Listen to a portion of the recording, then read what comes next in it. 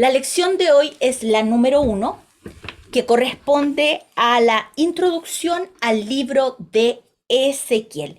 El libro de Ezequiel está después de los 2 libros de Jeremías. El libro de Jeremías viene Lamentaciones y luego viene el libro de Ezequiel. El libro de Ezequiel tiene 48 capítulos. 48 capítulos. Ezequiel, en hebreo, su nombre se escribe como Yesequiel, ya Ezequiel, y significa aquel que es fortalecido por Dios. Y vamos a ver inmediatamente quién era Ezequiel. Vayan al primer capítulo. Alejandro, por favor, si nos puedes leer el versículo 3. Del capítulo 1. Decir también que otra traducción del hebreo es Dios es mi fortaleza. Exactamente. También es súper válido. Entonces, capítulo 1 de Ezequiel, versículo 3. Sí. Dice así: vino palabra de Yahweh al sacerdote Ezequiel, hijo de Buzi, en la tierra de los caldeos, junto al río Kebar. Vino allí sobre él la mano de Yahweh. Entonces, ¿qué función tenía el profeta Ezequiel? Importantísimo. Sacerdote, muy bien, María. Está clarito ahí en el 3. En primer lugar, debemos decir que Ezequiel era un sacerdote. Amén. ¿Y dónde? Si a usted le preguntan, ¿pero de dónde sacaste que era un sacerdote? Ese profeta. Ese profeta. Ahí pues está escrito. En el capítulo 1, en el versículo 3, dice que él era sacerdote. Pero el ejercicio de su investidura no lo pudo ejercer porque él fue llevado cautivo a Babilonia durante el reinado de Joaquim, que fue el rey de Judá después de Joacim. Estos reyes nosotros los estudiamos en el libro de Jeremías. Si no se acuerda, me manda un interno y yo le digo en qué lección lo vimos para que lo vuelva a repasar, ¿ya? Ahora, ¿dónde acontecen todos estos hechos del cautiverio durante el reinado de Joaquín? Anote ahí. Segunda de Reyes, capítulo 24, de los versículos 10 al 16. Segunda de Reyes, capítulo 24, del versículo 10 al 16. Fue durante el reinado de 11 años de Joacim cuando tuvo lugar la primera deportación en la que Daniel fue llevado cautivo. Después llegó Joaquín al trono y reinó solamente por unos meses, que fueron 3.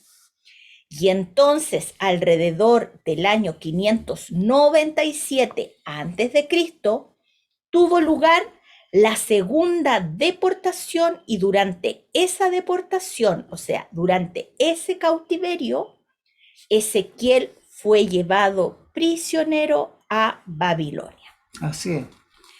El profeta Ezequiel fue contemporáneo de los profetas Jeremías y Daniel.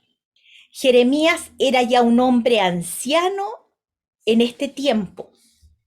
Recordemos que había comenzado su ministerio profético como un joven durante el reinado del también joven rey Joasías.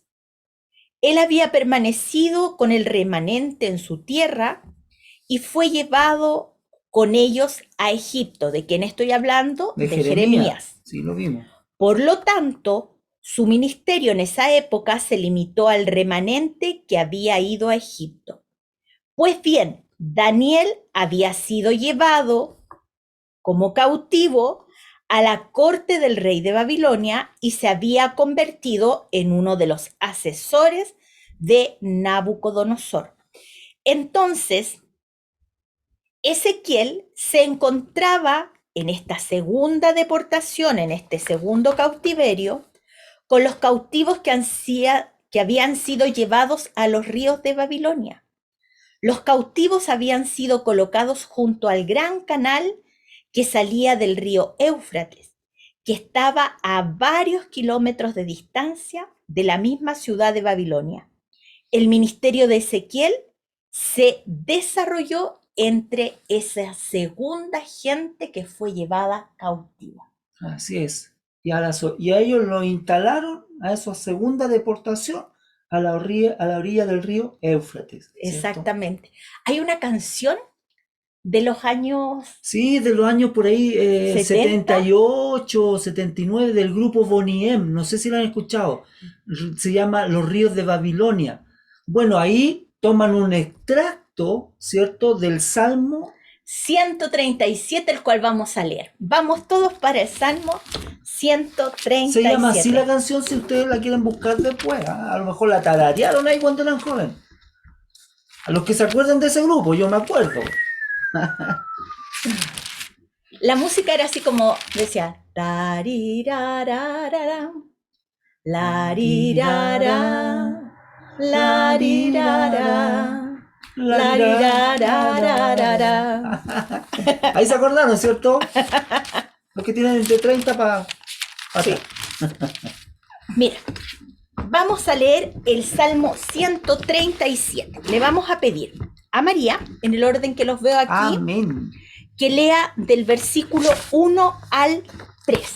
María, del versículo 1 al 3. Después, el delegado de la familia Bello Chávez, eso. del 4 al 6. El delegado de la familia Bello Chávez, del 4 al 6. Y el delegado de la familia Villagrán León, del 7 al 9. Amén. Así que en ese orden vamos leyendo, se van desmuteando y vamos todos siguiendo la lectura. Amén. Buenas noches. Buenas noches. 137.1. Junto a los ríos de Babilonia, allí nos sentábamos y aún llorábamos, acordándonos de Sión.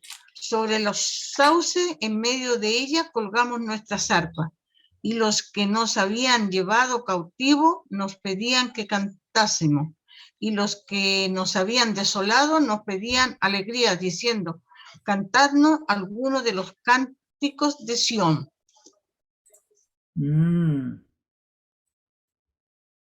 Así es. Familia Bello Chávez.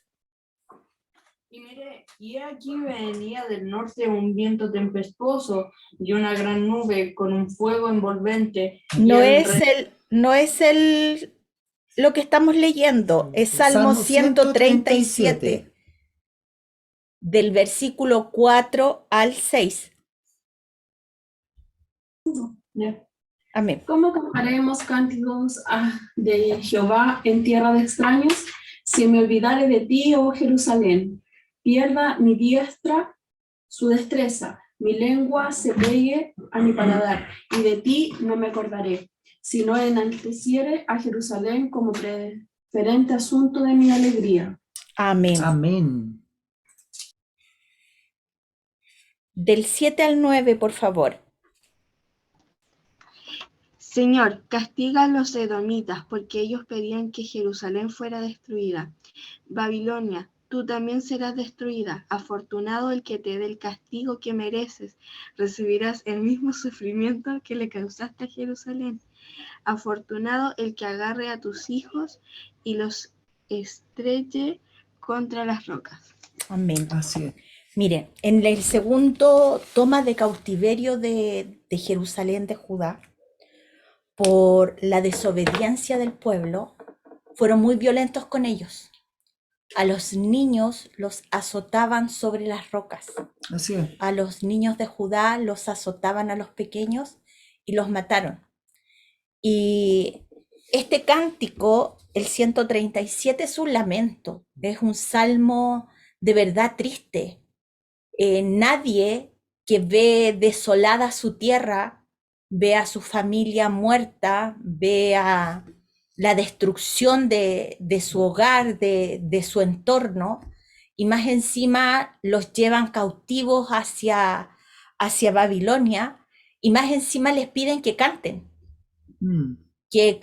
esos cánticos de alegría. Yo no sé qué alegría podrías tú cantar cuando estás pasando por un luto. O sea, nosotros hoy día en el Señor, nuestros lutos son distintos, pero son con dolor, igual. Entonces, cuando uno canta, de verdad le canta al Señor dándole gracia, pero hay un dolor dentro que se expresa en este cántico, y ellos acá están diciendo en el 4, ¿cómo cantaremos cántico de Yahweh en tierra de extraños? O sea, nos sacaron de Sión, nos sacaron de Jerusalén, De nuestro hogar. de manera violenta. Y ustedes quieren que nosotros más encima les alegremos como la fiesta. El día. El día a ustedes. No, esto no es así. Y en el versículo 8, ellos están pidiendo justicia al Señor, le dicen, hija de Babilonia, la desolada, bienaventurado el que te diere el pago de lo que tú nos hiciste. O sea, le están pidiendo al Señor justicia de esa violencia que fue ejercida sobre ellos. Y al mismo tiempo, Ezequiel escribe en el libro que vamos a empezar a estudiar, él ve la gloria de Dios. Él ve cosas extraordinarias que cuando las leamos a nuestros ojos vamos a decir, wow, estas son seres extraterrestres, porque son seres de verdad que nosotros no nos podemos imaginar con nuestra mente limitada. Son seres celestiales creados por Dios para su adoración, y que Ezequiel ve en estas visiones. Tanto Jeremías como Ezequiel y Daniel, todos profetas, cada uno tenía un ministerio personal y particular entre cierto grupo de personas. Pero vamos a ver que, si bien es cierto, ellos tres fueron contemporáneos, pero no se llegaron a cruzar o a conocer en sus mensajes, leemos en el libro de Daniel que él estaba orando y en un momento tomó el libro de Jeremías y empezó a leer, y se dio cuenta que el Señor había prometido libertad para Judá, para Jerusalén, a los 70 años. Y ya había pasado ese tiempo, y Daniel empezó a orar por esa promesa de libertad que Dios les había hecho. Y vemos aquí también que el mensaje de Ezequiel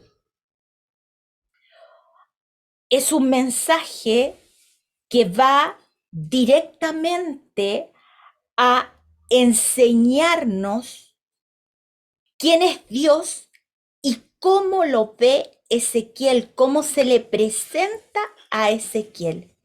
Ezequiel, como dicen los comentaristas, fue el profeta del Espíritu, así como Isaías fue el profeta del Hijo y Jeremías fue el profeta del Padre. Porque ellos, los comentaristas bíblicos, hablan de esta manera. Porque si nos recordamos las enseñanzas del libro de Jeremías, vimos misericordia de Dios a través de todo el mensaje. una y otra vez llamando a su pueblo al arrepentimiento. Y dándole la salida, ¿cierto? Diciéndole, advirtiéndole con muchos años de anticipación. En el libro de Isaías, ¿por qué los comentaristas le llaman que fue el profeta del Hijo? Que también lo hemos estudiado. En cada capítulo y en capítulos extensos hay alusiones a la venida del Mesías como siervo, Así es. cómo iba a ser su ministerio, cómo él iba a venir a redimir a su pueblo. Y el libro de Isaías tiene una particularidad. El libro de Isaías tiene 66 capítulos. ¿Cuántos libros tiene la Biblia? 66. Isaías es como un resumen de la Biblia, del Génesis al Apocalipsis. La Biblia del Génesis al Apocalipsis nos habla de el Padre, cómo se presenta. Así es. Luego nos muestra la Escritura a Yahshua, a Jesucristo, como el Salvador, como el Mesías, como el siervo sufriente. Y luego en los últimos capítulos nos habla acerca del regreso de nuestro Rey, el cual viene a gobernar, a poner paz y a poner también vara de hierro, a reinar con vara de hierro, su regreso. Y el libro de Isaías tiene esa particularidad porque cuando nosotros lo estudiamos lo pudimos ver así, ¿Sí? que está de la misma manera como diagramado. En los primeros capítulos nos muestra la misericordia del Padre. Luego en los capítulos de en medio nos muestra a Jesucristo, al siervo sufriente, el Salvador que viene a redimir al hombre. Y luego los últimos capítulos nos habla acerca de la gloria, de cómo Él va a regresar de esos cielos y tierra nueva. Así es, nos muestra incluso en detalle lo que hicieron con Yahshua antes de llevarlo a la cruz, todo ese proceso, ¿verdad? Donde su barba fue retirada a mano de su rostro, ¿verdad? Donde sufrió los latigazos, en detalle, todo lo que todavía no acontecía, ya Isaías lo estaba visualizando y profetizando. El libro de Ezequiel nos habla también de que el comienzo del ministerio de Ezequiel fue 5 años después de ser llevado cautivo. Entonces, él aproximadamente cuando empieza su ministerio como profeta, tenía alrededor de 30 años de edad. De muchas maneras, él habló en los días más tenebrosos de la nación. Fue como si hubiera estado en la parte más profunda del valle, en el lugar más oscuro. Tuvo que hacer frente a la esperanza falsa dejada por los profetas falsos, a la indiferencia y al pesimismo surgido en los días de pecado y desastre. El pueblo no escuchaba el mensaje de Ezequiel, y lo vamos a ver. Vamos a ver que también el pueblo hizo oídos sordos a este mensaje. Ezequiel representó con parábolas su mensaje. Representó algunas escenas muy interesantes.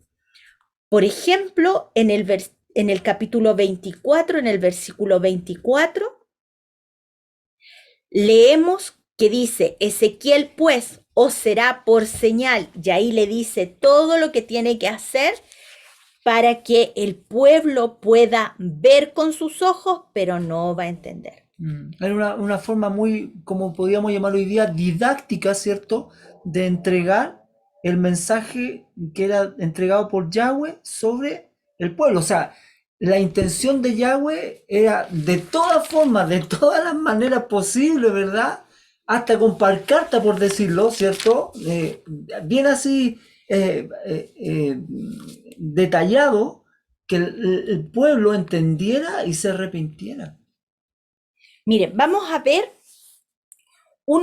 parte de un mensaje entregado en el capítulo 12 de Ezequiel. Juanito Muñoz, por favor, capítulo 12 de Ezequiel, del versículo 8 al 16. Miren, vamos todos para allá.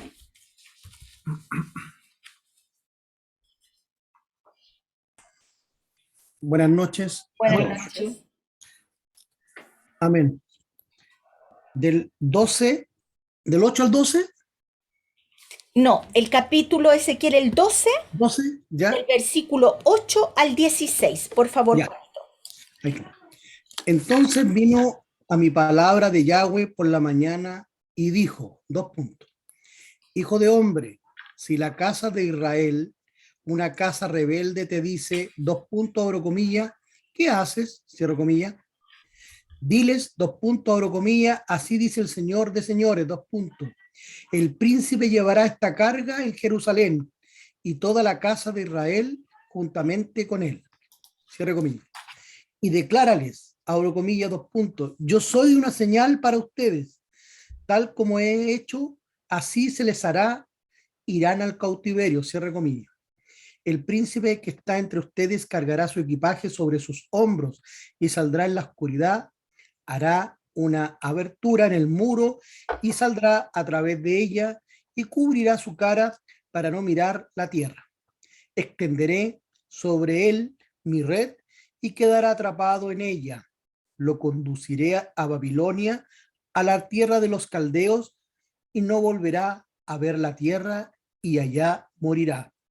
Y a todos los que están a su alrededor y lo ayudan y le dan ánimo, los dispersaré por todos los vientos y enviaré la espada tras ellos.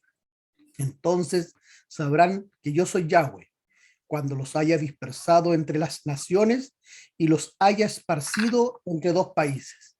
Sin embargo, dejaré un remanente de ellos, unos cuantos que escapen de la espada, del hambre y de la pestilencia, para que cuenten todas sus inmundicias entre las naciones a donde vayan, y sabrán que yo soy Yahweh. Amén. La profecía de que el líder de Jerusalén saldría por una brecha en la muralla se cumplió literalmente. Y esto ustedes lo pueden leer en Segunda de Reyes, capítulo 25, del 4 al 7. El mensaje dado por el Señor a través de Ezequiel, lo mismo que hizo a través de Jeremías, era un mensaje fiel y verdadero. Era un mensaje de advertencia, un mensaje de misericordia, llamándolos al arrepentimiento, a que se volvieran a Él, pero vamos a ir viendo en cada capítulo qué es lo que va sucediendo. El significado de Ezequiel se puede ver en la venida de la gloria durante la época del reino. Ezequiel contempló el futuro más allá de los sufrimientos de Yahshua, hacia el reinado, la gloria que los seguiría. Como el apóstol Pedro dijo de los profetas en su primera carta, en el capítulo 1, versículo 11. Daniel, por favor, primera de Pedro, capítulo 1, versículo 11. Vamos a ver qué es lo que Pedro decía de estos profetas. Primera de Pedro, capítulo 1, versículo 11. Dice lo siguiente.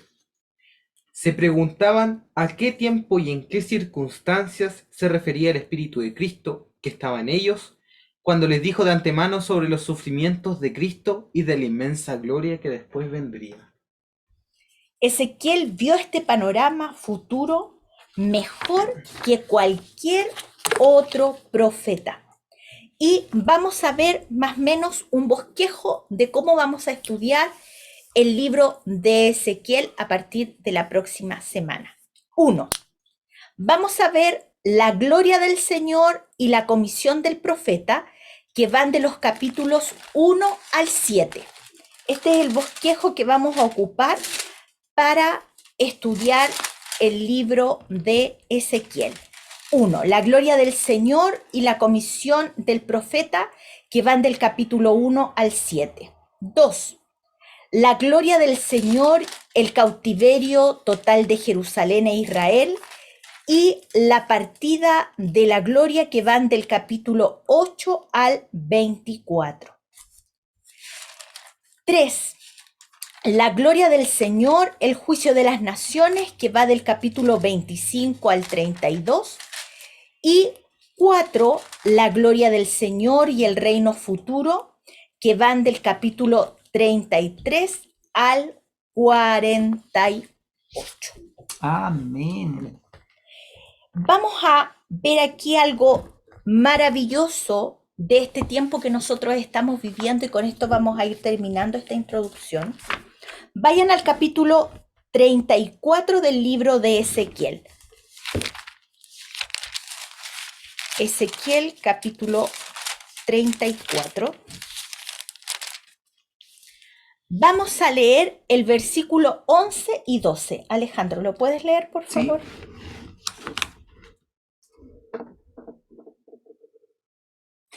Entonces nos situamos en Ezequiel 34, versículo 11 y 12. Dice así: porque así ha dicho Yahweh, el Señor, he aquí que yo mismo iré a buscar a mis ovejas y las reconoceré. 12. Como reconoce su rebaño el pastor el día que está en medio de sus ovejas esparcidas, así reconoceré mis ovejas y las libraré de todos los lugares en que fueron esparcidas el día del nublado y la oscuridad. Amén. Aleluya. Y vamos a ver que esto habla de un futuro que se cumplió y un futuro que se cumplirá. Así es. Un futuro que se cumplió. ¿Dónde lo encontramos esto? Vayan al libro de Juan, capítulo 10, el Evangelio de Juan, capítulo 10.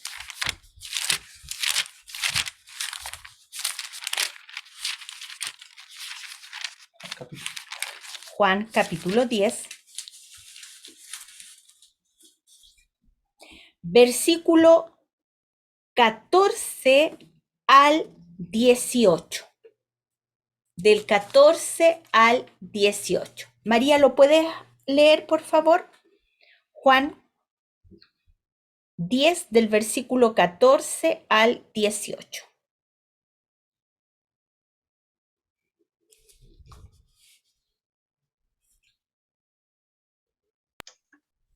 Amén. Ahí voy.